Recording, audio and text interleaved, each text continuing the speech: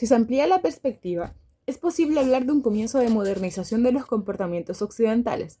El mecanismo de culpabilización individual, iniciado en ciertos estratos de las sociedades europeas a través de la modificación de la imagen del diablo y del infierno, produjo una serie de consecuencias.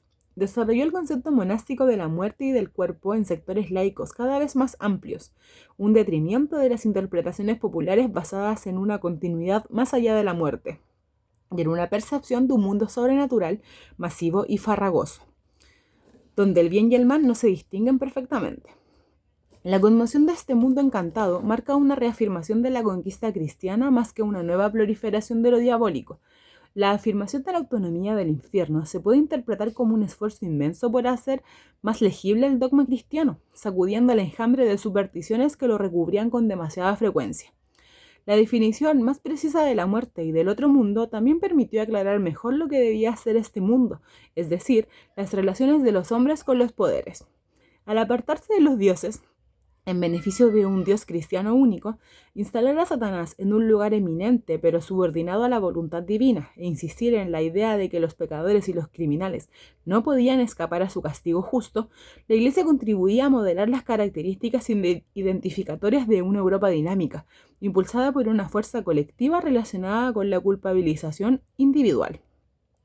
Este sentimiento produjo una alquimia religiosa, afirma Jerome Bachet. Al reorientar las pulsaciones destructoras en el seno del ámbito religioso, el sujeto obtiene su perdón con el enunciado de una creencia, la suya, y el reconocimiento de un poder, el de la Iglesia y en cierta medida el del Estado que desliza aquí el calco de su ley. Sin embargo, la interpretación asigna demasiado espacio, en opinión del autor, a la esfera religiosa. Quizás sea más justo hablar del nacimiento de una cultura conquistadora que integra la culpabilización individual y de origen moral y religioso en un campo interpretativo global definido por un sentido de superioridad y un deseo de expansión. Europa crea los instrumentos de su futura dominación del mundo al abandonar los excesos del universo encantado, produciendo un modelo social fundamentalmente jerárquico, en torno a un dios aún más poderoso que el terrible Lucifer, un modelo capaz de adaptarse infinitamente a todas las esferas de la actividad humana, a fin de disminuir el poder de la culpabilización individual y hacer de ella un arma de desarrollo colectivo. El primer eslabón de esta cadena está constituido por el universo del poder laico. En Francia, la monarquía adquiere un carácter sagrado derivado de las fuentes imperiales romanas, que se basa en una idea de soberanía única, indivisible, inalienable e imprescriptible. No solo se trata de una simple superioridad de un individuo sobre un grupo, sino de un concepto nuevo que a partir del año 1200 contribuye a una progresión espectacular del poder real. Desde luego, los sujetos no se someten masivamente a este poder, ni siquiera hacia el fin de la Edad Media. Y las disputas son numerosas hasta el reinado de Enrique IV. Así como estas ideas avivan la conciencia política, provocan fascinación e inquietud en los espíritus. Esta evolución de las ideas políticas, esbozada aquí, a grandes rasgos, se insinúa paralelamente en la majestad satánica. Ningún contemporáneo parece haber notado la concordancia entre dos esferas tan diametralmente opuestas por la definición. Sin embargo, los fantasmas diabólicos eran producidos por los mismos artistas que ponían de relieve la autoridad real.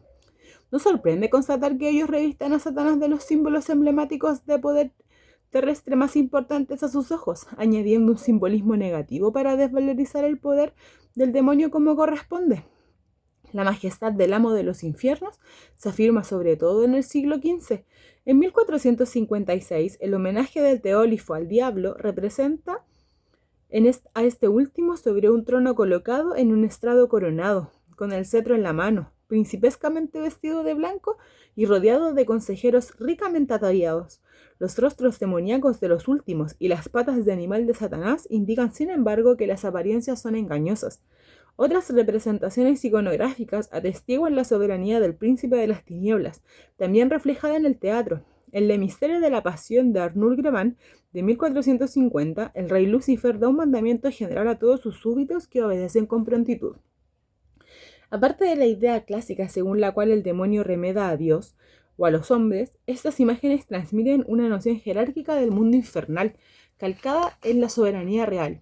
Por otra parte, el pensamiento político de la época a veces relaciona explícitamente los dos reinos, a propósito de los excesos o de las perversiones del poder y de la cuestión del tiranicidio, bajo la pluma de Bartolo di Sassoferrato en Italia, o cuando el asesinato del duque Orleans en Francia.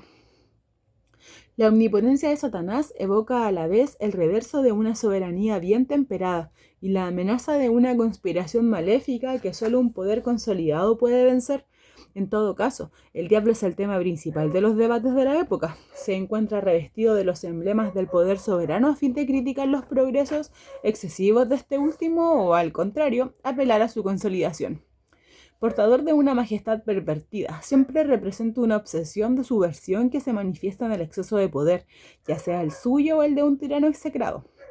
Quizás el fantasma devorador, que en lo sucesivo se asocia con él, se explica un poco de la misma manera como la transposición de un temor al canibalismo político de los reyes o, en Italia, a las ambiciones de utilizar para su provecho el poder urbano. En Francia o en Inglaterra, Lucifer se convierte en un monstruo voraz alrededor del año 1200 y a partir de la segunda mitad del siglo XIII en los frescos italianos. Se le descubre dotado de 2 bocas glotonas, de las cuales una se sitúa en el bajo vientre y las otras fauces terribles diseminadas en el resto del cuerpo.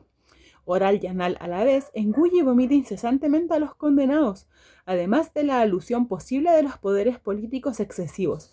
El tema insinuaba una concepción bestial del cuerpo satánico. La diferencia de naturaleza con el hombre común, ya destacada por los atributos principescos, se encuentra extraordinariamente acentuada por estos rasgos, mientras que Raoul Glover o los escultores góticos imaginaban al maligno como un ser humano deforme. Los pueblos del medievo tardío lo proyectaban resueltamente fuera de su esfera y hacía un universo animal que llega a ser muy inquietante después del siglo XII.